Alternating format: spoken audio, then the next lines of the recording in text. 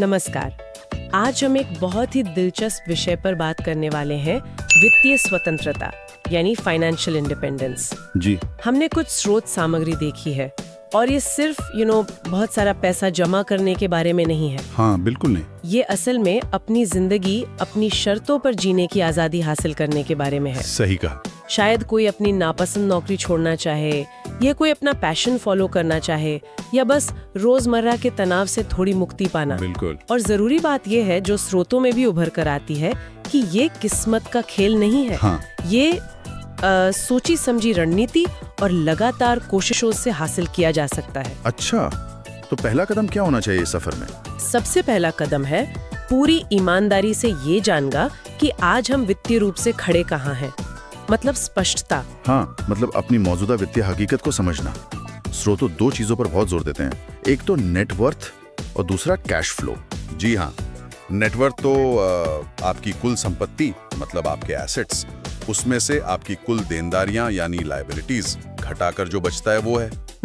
ये बेसिकली आपकी मौजूदा वित्तीय स्थिति का एक स्नैपशॉट है, एक एक्सरे जैसा। और कैश फ्लो वो कैसे अलग है?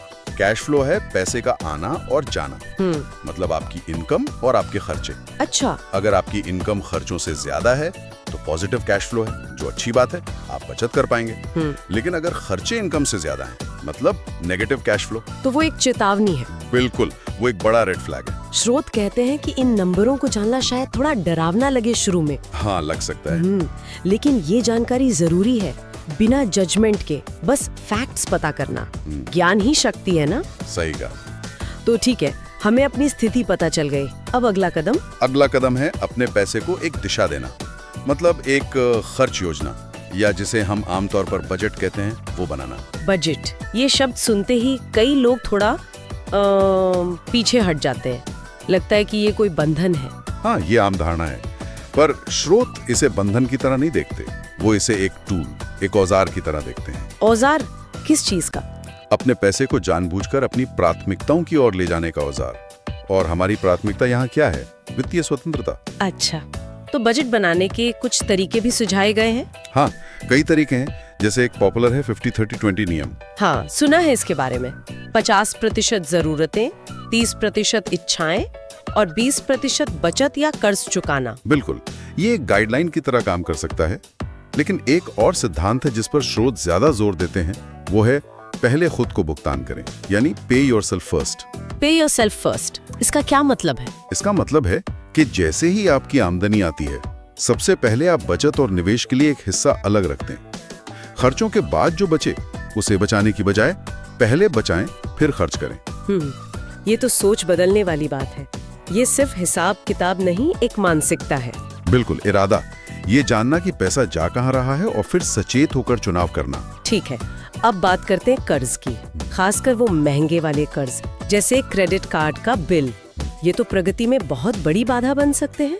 यकीनन, ये स्पीड ब्रेकर की तरह काम करते हैं। शोध बताते हैं कि इनसे निपटना बहुत जरूरी है, और इसके लिए दो पॉपुलर तरीके बताए गए हैं। कौन से? एक है डेट स्नोबॉल मेथड। इसमें आप अपने सबसे छोटे कर्ज को सबसे पहले पूरी तरह चुकाने पर फोकस करते हैं, चाहे उसका ब्याज दर कुछ भी हो। अच्छा, सबसे छोटा वाला पहले। इससे क्या फायदा? इससे एक मनोवैज्ञानिक जीत मिलती है। एक छोटा कर्ज खत्म होता है तो हौसला बढ़ता है। वो हाँ, मैं कर सकता हूँ वाली फीलिंग आती है, जो आपको बाकी कर्जों से लड़ने के लिए प्रेरित करती है। दिलचस्प है। और दूसरा तरीका? दूसरा है डेट एवलांच मेथड। इसमें आप सबसे ज्यादा ब्याज दर वाले कर्ज को पहले खत्म करने पर फोकस करते हैं। अच्छा, तो ये गणितीय रूप से बेहतर हुआ क्योंकि ज्यादा ब्याज बच रहा है। हाँ, गणितीय रूप से आप लंबे समय में कम ब्याज देते हैं। स्रोत कहते हैं कि दोनों ही तरीके कारगर हैं। चुनाव इस बात पर निर्भर करता है कि आपको क्या ज्यादा मोटिवेट करता है, छोटी छोटी जीत या बड़ी बचत। जरूरी ये है कि आप किसी एक तरीके पर टिके रहें। ठीक है, तो कर्ज निपट रहा है, हम बचत भी कर रहे हैं पे योरसेल्फ फर्स्ट से। लेकिन जिंदगी में तो कभी भी कुछ भी हो सकता है ना? जैसे अचानक नौकरी चली गई या कोई मेडिकल इमरजेंसी आ गई। बिल्कुल, और यहीं पर अगली जरूरी चीज आती है, आपातकालीन निधि यानी इमरजेंसी फंड। इमरजेंसी फंड, ये कितना जरूरी है? ये बहुत ज्यादा जरूरी है। स्रोत इसे आपकी वित्तीय योजना का सुरक्षा कवच मानते हैं, एक सेफ्टी नेट। तो इसमें कितना पैसा होना चाहिए? लक्ष्य होना चाहिए कि आपके पास कम से कम 3 से 6 महीने के जरूरी खर्चों के बराबर रकम जमा हो। 3 से 6 महीने के खर्चे, और ये पैसा कहाँ रखना चाहिए? क्या इसे भी निवेश कर देना चाहिए? नहीं, बिल्कुल नहीं। ये पैसा ऐसी जगह होना चाहिए जो सुरक्षित हो और जहां से आप इसे आसानी से और जल्दी निकाल सकें, जैसे कोई सेविंग्स अकाउंट। अच्छा। इसका मकसद है कि अगर कोई मुश्किल आए तो आपको घबराकर अपने लॉन्ग टर्म निवेश बेचने ना पड़े या और कर्ज ना लेना पड़े।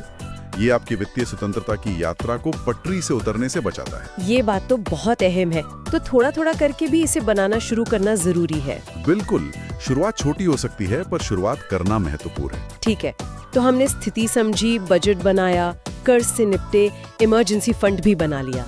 अब आता है पैसा बढ़ाने का सवाल। बचत तो सुरक्षा देती है, लेकिन वेल्थ क्रिएशन के लिए तो निवेश जरूरी है। सही कहा, बचत नींव है, निवेश इमारत है। और निवेश का जो मूल मंत्र स्रोत बार बार दोहराते हैं वो है चक्रवृद्धि ब्याज, यानी कंपाउंडिंग की शक्ति। कंपाउंडिंग, अल्बर्ट आइंस्टाइन ने इसे दुनिया का 8वां अजूबा कहा था शायद। हाँ, ऐसा कहा जाता है और ये सच में कमाल की चीज है। इसका मतलब है अपने रिटर्न पर भी रिटर्न कमाना। मतलब ब्याज पर ब्याज। जी, और समय के साथ इसका असर बहुत बड़ा होता है। इसीलिए स्रोत कहते हैं कि निवेश में आपका सबसे बड़ा दोस्त है समय। जितनी जल्दी आप शुरू करते हैं उतना ही ज्यादा फायदा मिलता है। कोई उदाहरण दे सकते हैं? हाँ, मान लीजिए कोई 25 साल की उम्र में हर महीने 5,000 रुपए निवेश करना शुरू करता है और उसे औसतन 10% सालाना रिटर्न मिलता है, तो 60 साल की उम्र तक वो एक अच्छी खासी रकम जमा कर सकता है, शायद करोड़ों में। लेकिन अगर कोई 35 की उम्र में शुरू करे तो उसी लक्ष्य तक पहुंचने के लिए उसे हर महीने कहीं ज्यादा पैसा निवेश करना पड़ेगा। वाह, तो जल्दी शुरुआत करना बहुत फायदेमंद है। बहुत ज्यादा। लेकिन निवेश करें कहाँ? स्टॉक्स, बॉन्ड्स, म्यूचुअल फंड्स, ये सब नाम सुनकर ही कई बार डर लगता है, खासकर नए लोगों को। हाँ, ये स्वाभाविक है। शुरुआत में ये थोड़ा कंफ्यूजिंग लग सकता है, लेकिन स्रोत अक्सर शुरुआत करने वालों के लिए कम लागत वाले इंडेक्स फंड्स या फिर एक्सचेंज ट्रेडेड फंड्स ETFs का सुझाव देते हैं। इंडेक्स फंड्स और ETFs, ये क्या होते हैं? ये बेसिकली फंड्स होते हैं जो किसी खास मार्केट इंडेक्स जैसे निफ्टी 50 या सेंसेक्स को ट्रैक करते हैं। मतलब जब आप इनमें निवेश करते हैं तो आपका पैसा एक साथ उस इंडेक्स की सभी या ज्यादातर कंपनियों में लग जाता है। अच्छा, तो एक ही निवेश से बहुत सारी कंपनियों में हिस्सेदारी मिल जाती है? बिल्कुल, इससे आपको तुरंत विविधीकरण यानी डाइवर्सिफिकेशन मिल जाता है। आपका सारा पैसा किसी एक शेयर या सेक्टर में नहीं फंसता, जिससे जोखिम कम हो जाता है। और इनकी लागत भी कम होती है, आपने कहा है? जी हाँ, एक्टिवली मैनेज फंड्स के मुकाबले इनकी फीस अक्सर काफी कम होती है और लंबे समय में ये छोटी सी फीस का अंतर भी आपके रिटर्न पर बड़ा असर डाल सकता है। तो ये शुरुआती लोगों के लिए एक अच्छा विकल्प हो सकते हैं। हाँ, अक्सर ये एक अच्छा शुरुआती बिंदु माने जाते हैं। लेकिन निवेश में तो उतार चढ़ाव भी आते हैं। बाजार हमेशा ऊपर तो नहीं जाता, कभी कभी बड़ी गिरावट भी आती है। तब क्या? डर लगना तो स्वाभाविक है। बिल्कुल स्वाभाविक है। और यहीं पर स्रोत सबसे ज्यादा जोर देते हैं लंबी अवधि का नजरिया और अनुशासन। मतलब ये समझना कि बाजार में उतार चढ़ाव सामान्य है, ये यात्रा का हिस्सा है।